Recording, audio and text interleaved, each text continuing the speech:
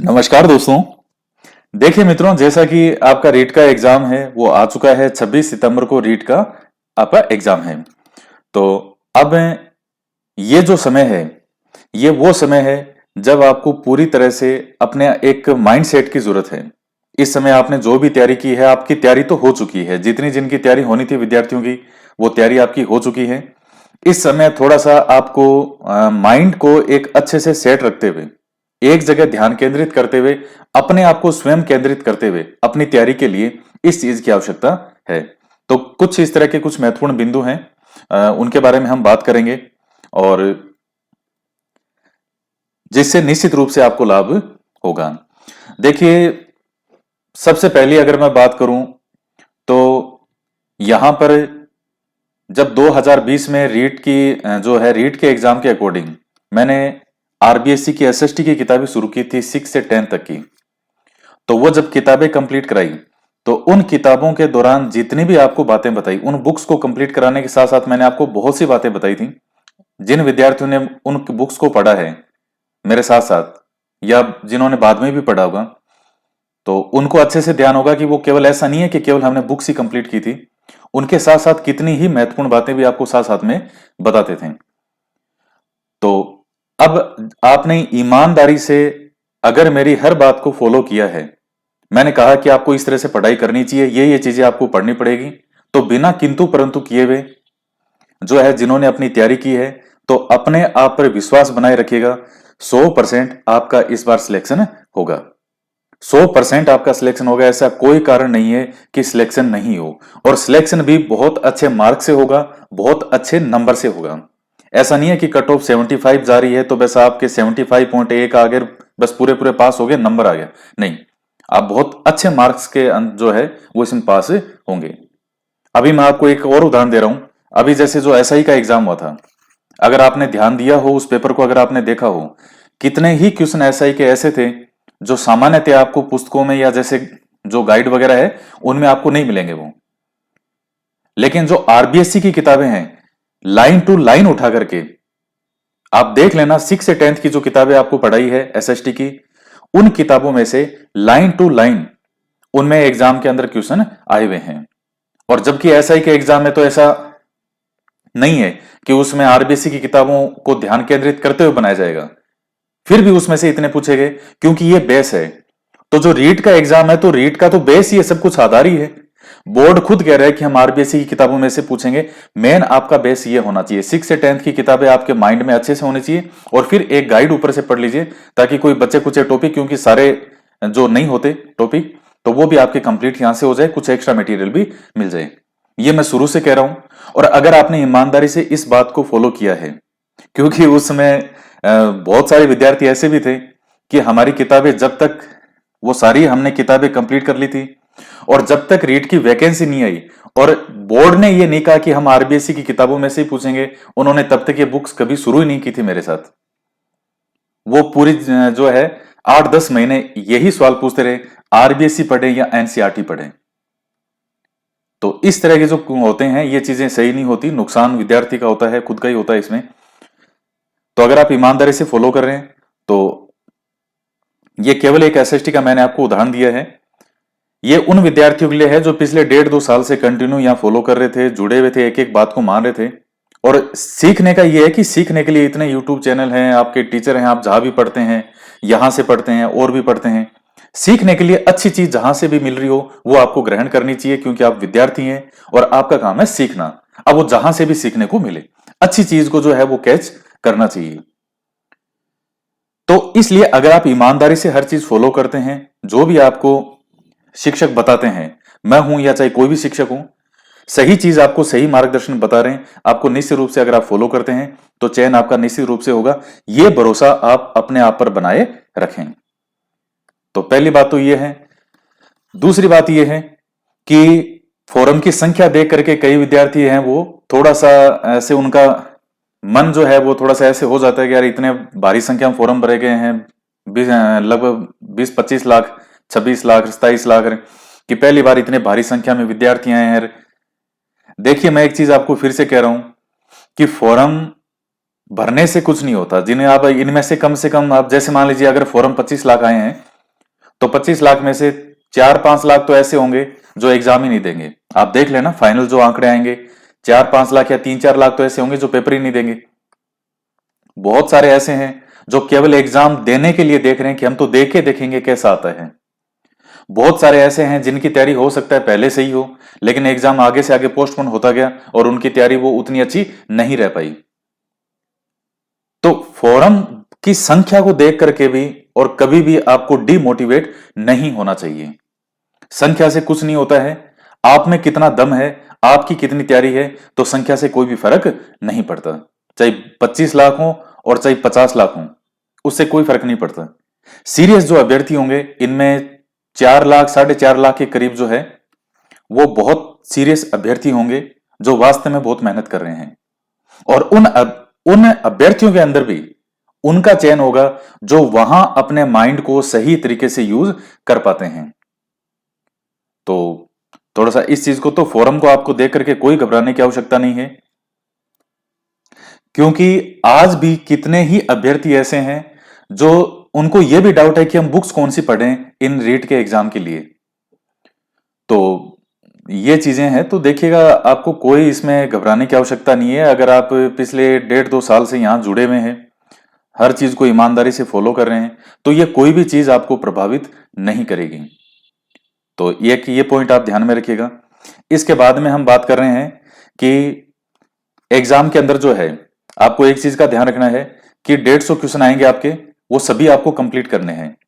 हालांकि इसके बारे में मैं और भी बातें बताऊंगा आपको, और भी वीडियो आएगा इससे संबंधित। तो इसमें एक अच्छी चीज जो आपके लिए है वो है कि नेगेटिव मार्किंग नहीं है। नेगेटिव मार्किंग नहीं है, तो इसलिए आपको पूरे 150 के 150 क्वेश्चन करने हैं। तो इसमें अगर आपने पहले से पढ़ाई कर रखी है तो वहां ये मान के चलिए कि जो क्वेश्चन आपको नहीं भी आ रहा होगा, या जैसे मान लीजिए उस वक्त अगर हाथों हाथ आपके माइंड में नहीं आता है, और अगर आपने वो पढ़ रखा है, तो एग्जाम शुरू होने के 15-20 मिनट बाद में आप वैसे भी जो है थोड़े नॉर्मल हो जाएंगे। क्योंकि एक बार तो आप एग्जाम में जाएंगे, अंदर बैठेंगे, तो थोड़ा सा आपको जो है ऐसा फील होगा दबाव, लेकिन थोड़ी देर बाद में आप नॉर्मल हो जाएंगे। फिर थोड़ा थोड़ा जैसे जैसे आप क्वेश्चन वगैरह पढ़ते जाएंगे, कोई भी नहीं भी आएगा तो वो जैसे मान लीजिए आधा घंटा बाद, 1 घंटा बाद उसका आंसर आपके रिकॉल हो जाएगा, अगर आपने पढ़ रखा है तो आपकी समझ कितनी है, कितनी आपने मेहनत की है, वो सब कुछ आपको यहां देखने को मिलेगा उस दिन जब आप इन 150 क्वेश्चन को सोल्व करेंगे। बस वही है कि आपकी नींव कितनी मजबूत है, आपने आज तक कितनी मेहनत की है। और इसके अलावा अगर हम बात करें तो एक चीज और मैं आपको बता दूं, और ये आप भी जानते हैं, मेरे से पहले भी बहुत से लोग हैं जिन्होंने कही, 100 साल पहले भी कही थी, हजारों साल पहले भी की थी, कि ईमानदारी से की हुई जो मेहनत है वो कभी भी बेकार नहीं जाती।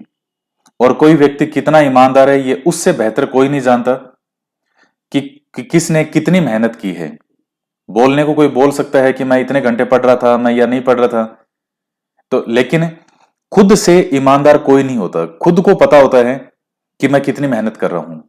जैसे अगर कोई व्यक्ति गलत काम भी करता है, कोई चोर है, और अगर वो क्या करता है, चोरी करेगा, तो उसको यह पता है कि हाँ मैं जो कर रहा हूं वो गलत है, लेकिन फिर भी वो करता है, लेकिन उसको मालूम तो है कि मैं क्या कर रहा हूं। आप सही काम कर रहे हैं तो आपको पता है कि हाँ मैंने सही काम किया। तो इसी प्रकार से जो आप मेहनत कर रहे हैं, ईमानदारी से की हुई जो मेहनत है वो कभी भी बेकार नहीं जाती। सही मार्गदर्शन में की हुई मेहनत ऐसा नहीं है कि बस अब वो लगे सारे दिन के बस मुझे तो पढ़ना है पढ़ना है। क्या पढ़ना है, कैसे पढ़ना है, कौन सी चीज ज्यादा ध्यान से पढ़नी है, कौन सी नहीं पढ़नी, इन सब चीजों की जो है वो जानकारी होनी चाहिए। और मैं वैसे भी आपको बता चुका हूं कि ये सब चीजें मैं आपको यहां पे बता चुका हूं, कुछ भी ऐसा नया नहीं है जो मैं अभी बता रहा हूं। मैंने ये सब चीजें आपको हमेशा से कंटिन्यू पिछले रीट का 1.5-2 सालों से बहुत सी चीजें जो है वो आपको बताई हैं। इसके बाद में जीवन में जो अवसर है वो कभी भी समाप्त नहीं होता। आपका रीट में चयन होगा, बहुत ही अच्छी बात है, लेकिन उसके बाद भी आपको रुकना नहीं है। और अगर कोई विद्यार्थी जो है वो आसपास के नंबरों से रह गया, बहुत से विद्यार्थी है जिनका रीट जो 2018 वाला एग्जाम था उसमें नहीं हुआ, कट ऑफ जैसे 78 गई, किसी के 77 है, किसी के 75 है, किसी के 74 है, तो वो इस बार पूरी ईमानदारी से वापस तैयारी कर रहे हैं जो उन्होंने पिछली बार किया, नहीं हुआ 2-4 नंबरों से। तो इसलिए सिलेक्शन होता है तो भी नहीं रुकना है। और मान लीजिए कुछ नंबरों से विद्यार्थी अगर रह जाएं, क्योंकि एक तो जो सत्य है बहुत ही हार्ड और जो कड़वा सत्य है वो ये है कि जैसे 31,000 सीट है तो वो उतने ही विद्यार्थी पास होंगे, इसके अलावा जो है वो विद्यार्थी इसमें चयन नहीं होगा। ये भी एक सत्य जो है वो आपको स्वीकार करना पड़ेगा कि सीटें 31,000 है, या जैसे मान लीजिए बढ़ती है नहीं बढ़ती है वो एक बात की बात है। मैं आपको एक नॉर्मल अभी एक बात बता रहा हूं कि सीटें चाहे 31,000 हो चाहे 40,000 हो, वो सीट उतनी फुल है। तो अब ऐसा तो नहीं है कि जिसका आसपास के नंबरों से नहीं हुआ वो मेहनती नहीं था। 2018 वाला एग्जाम है उसमें भी 2-4 नंबर से रहा कोई विद्यार्थी, तो ऐसा तो नहीं है कि वो कोई मेहनती नहीं था। तो इस बार आपको अवसर मिला है, इस अवसर को भुनाएं। और अगर मान लीजिए सिलेक्शन हो गया तो फिर आगे अब जो वैकेंसी आने वाली है वो है सेकंड ग्रेड, फर्स्ट ग्रेड, और खूब सारी वैकेंसी आएगी अभी। और अगर नहीं भी मान लीजिए किसी विद्यार्थी का नहीं होता है तो अवसर आपके लिए कभी समाप्त नहीं होता। बहुत सारे विद्यार्थी हैं जिनका रीट में चयन नहीं होता, और भी जैसे एग्जाम है, पुलिस है, पटवारी है, उनमें नहीं हुआ सिलेक्शन, उनका सेकंड ग्रेड में सिलेक्शन हो गया और बहुत अच्छी रैंक के साथ। कई तो ऐसे हैं जो फर्स्ट रैंक पे आए हैं और जिनका इनमें से किसी में नहीं हुआ था, रीट में नहीं हुआ था, सेकंड ग्रेड में हो गया, इसमें नहीं हुआ, उन्होंने फर्स्ट ग्रेड का एग्जाम दिया, फर्स्ट ग्रेड का हो गया। आगे जैसे लेक्चर के असिस्टेंट प्रोफेसर, कॉलेज व्याख्याता, उसमें चयन हो गया, इनमें किसी एग्जाम में नहीं हुआ। तो कोई भी एक एग्जाम जो है वो आपकी सफलता असफलता को निर्धारित नहीं करता। मैं वैसे भी एक बात हमेशा कहता हूं कि परीक्षा, ये एग्जाम जो है ये एक ठीक है आपके जीवन का एक पार्ट है, जीवन नहीं है। एग्जाम पास कर लिया ठीक अच्छी बात है, नौकरी हो गई, जीवन निकल जाएगा आराम से। और ऐसा तो नहीं है कि जिनकी नौकरी लग गई उनके तो बहुत आराम है, ऐसा भी नहीं होता है। जो आपके साथ ही लगे हुए हैं 2018 में, ठीक है आराम है कि भाई पूरे जो है लाइफ के लिए अब आराम हो गया, लेकिन संघर्ष तो उसके बाद भी जारी रहेगा आपका। तो इसलिए संघर्ष तो पूरे जीवन भर चलेगा। तो कोई एक एग्जाम जो है वो कभी ये डिसाइड नहीं करता कि आप जो है आपकी पूरी लाइफ को ही डिसाइड कर दे, ऐसा नहीं है। तो थोड़ा सा इन चीजों को भी समझने का प्रयास करें। आपके हाथ में है वो केवल ईमानदारी से मेहनत करना है। जैसे वो गीता में भगवान कृष्ण कहते हैं कि तुम केवल अपना कर्म करो, फल तुम्हारे हाथ में नहीं है। वो मुझे फल कहां देना है, किस समय देना है, हो सकता है कि जीवन में ये लिखा हो कि नहीं इसका रीट में नहीं करवाना, इसका इसमें भी नहीं कराना, इसका मुझे फर्स्ट ग्रेड में करवाना है। और कितने ही विद्यार्थी हैं, आप आसपास देखेंगे आपको कई ऐसे नजर आ जाएंगे जिनका रीट में नहीं हुआ, सेकंड ग्रेड में नहीं हुआ, उनका फर्स्ट ग्रेड में हो गया। तो कोई एक एग्जाम कोई नहीं भी होता है तो कोई ये डिसाइड कभी नहीं करेगा कि आपका भविष्य में किसी का हो नहीं सकता। तो इसलिए पूरी ईमानदारी से मेहनत करें और अपने दिमाग को जो है वो शांत रखें। और आजकल जैसे ये चीजें हो जाती है कि एग्जाम होगा या जो ये हो रहा है वो हो रहा है, पेपर में पेपर आउट हो रहे हैं, कुछ चीजें जो भी अगर कोई गलत करता है तो नुकसान उसका है। तो कुछ चीजों से जो है आप दूर रहें, अपने माइंड को शांत रखें। इतनी पोस्ट है, ईमानदारी से अगर आप मेहनत कर रहे हैं तो निश्चित रूप से आपका एग्जाम में सिलेक्शन होगा। और आप ही देखिएगा इतने विद्यार्थी इस बार कहेंगे सर हमारा सिलेक्शन हो गया। तो कुछ पॉइंट का ध्यान रखिएगा। और जैसे आपका जो सिलेबस है वो आपकी आंखों के सामने हमेशा होना चाहिए, ताकि जब ध्यान बार बार जाएगा तो आपको ये ध्यान में रहेगा कि हाँ ये टॉपिक मेरा रह गया या इस टॉपिक को मुझे बार बार अच्छे से पढ़ने की आवश्यकता है। सिलेबस सामने रखिए और रिवीजन, इस पर बल दीजिए। रिवीजन ही आपके काम आएगा। आपने जिस चीज को जितनी बार रिपीट कर रखा है वही चीज आपके सबसे ज्यादा एग्जाम में काम आएगी। तो इसका विशेष महत्व तो है ही, सारा मामला ही इसका है रिवीजन का। और नई बुक्स वगैरह है, अगर कुछ नई चीजें मार्केट में आती है तो उन्हों से आप, हालांकि अब तो नया क्या आएगा, फिर भी कोई नई बुक वगैरह या कोई नई चीज है वो आपको पढ़ने से बचना चाहिए जो आपने बिल्कुल ही नहीं पढ़ी। लेकिन एग्जाम के दृष्टिकोण से कोई ऐसा पॉइंट है जो आपको लगता है कि नहीं ये मेरा एग्जाम में है और मुझे बताया कि भाई ये मोस्ट है, या मैंने यहां बताया हो कि ये पॉइंट आपको पता होने चाहिए, तो वो पॉइंट आपको जरूर देखने हैं, वो आपकी बुक्स वगैरह में आपको मिल जाएंगे। लेकिन ऐसा नहीं है कि किसी ने ये बता दिया कि ये वाली बुक है और लास्ट ईयर इसमें से क्वेश्चन आए थे, ये पूरी बुक पढ़ दो, तो आप ये सोच लो कि बस 5 दिन के अंदर अंदर मैं तो इस बुक को कंप्लीट करूंगा। इस तरह की गलती नहीं करें। आपने जो पढ़ रखा है उन्हीं में से ही एग्जाम में आएगा, मैं 100% गारंटी से कह रहा हूं।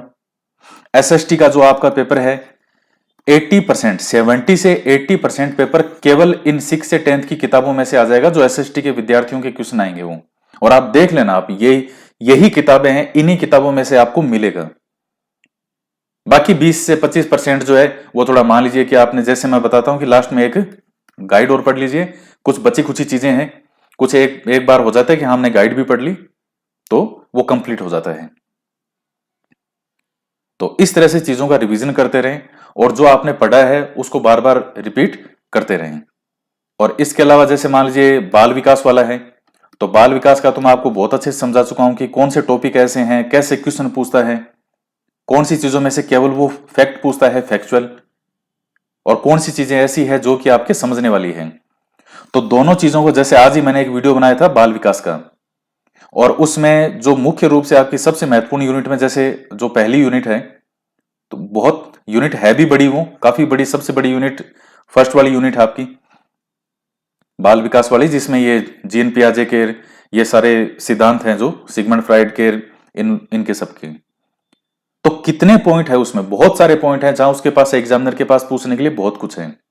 तो आप उन चीजों को बार बार पढ़ें। और एक जो पिछले वर्षों के पेपर हैं, आप उनको भी, ये बात पहले भी मैं आपको बता चुका हूं, पिछले वर्षों के जो पेपर हैं, रीट के हो या जैसे मान लीजिए दूसरे एग्जाम वगैरह में जो आए हुए हो, उनको विशेष रूप से आप सोल्व करें। मार्केट में जैसे मान लीजिए कोई आ रहे हैं पेपर टेट सीरीज, उनको करने की बजाय जो ऑलरेडी पिछले वर्षों में आए हुए पेपर हैं, रीट के अलावा बाकी एग्जाम भी होते हैं, UP TET, C TET, MP TET, तो इनमें जो आपके बाल विकास से संबंधित, या जैसे मान लीजिए जो भी आपके हिंदी हो गया, इंग्लिश हो गया, संस्कृत, या इस तरह की चीजों से रिलेटेड जो आपके हो इसमें, तो उन चीजों को पढ़ते रहें। और थोड़ा सा बोल के पढ़ेंगे तो थोड़ा सा अच्छा रहेगा, क्योंकि बोल के पढ़ने का फायदा यह होता है कि ध्यान इधर उधर नहीं भटकता। अगर आदमी मन ही मन में पढ़ता है तो कई देर में मान लीजिए उसका करता करता ध्यान कहीं डाइवर्ट हो जाता है। लेकिन जो थोड़ा बोल के अगर आप पढ़ते हैं, या आप शांत रह के अगर मन ही मन पढ़ रहे हैं तो भी पढ़ें, लेकिन अगर आपका ध्यान डाइवर्ट होता हो तो फिर आप बोल के पढ़ें 5 मिनट, 10 मिनट, 15 मिनट, तो आपका ध्यान डाइवर्ट नहीं होगा। तो ये कुछ चीजों का ध्यान रखिएगा। और मैं फिर से आपको कह रहा हूं, अगर आपने ईमानदारी से मेहनत की है, और जैसे मैंने आपको बताया था, वो जो भी आपको रास्ता बताया है, क्योंकि जो एसएसटी की किताबें कंप्लीट कराई थी वो केवल एसएसटी की किताबें ही नहीं थी, उनके साथ पता नहीं कितनी चीजें आपको बताई हैं। 8 महीने कम नहीं होते, 8-10 महीनों में जब वो किताबें कंप्लीट हुई, 6 की पहले पेज से लेकर के 10वीं क्लास के लास्ट पेज तक, उनके साथ साथ कितनी ही चीजें आपको और बहुत सी समझाई थी। तो आप ईमानदारी से चीजें जो सीखे हैं और उसको फॉलो करेंगे तो निश्चित रूप से आपका चयन होगा। तो आप इसी प्रकार से अपनी तैयारी को करते रहिए। और भी बहुत सी बातें हैं, वो नेक्स्ट वीडियोस में आती रहेंगी, तो इसी प्रकार से मेहनत करते रहिएगा। तो मिलते हैं नेक्स्ट वीडियो में एक नए विषय के साथ। जय हिंद, जय भारत।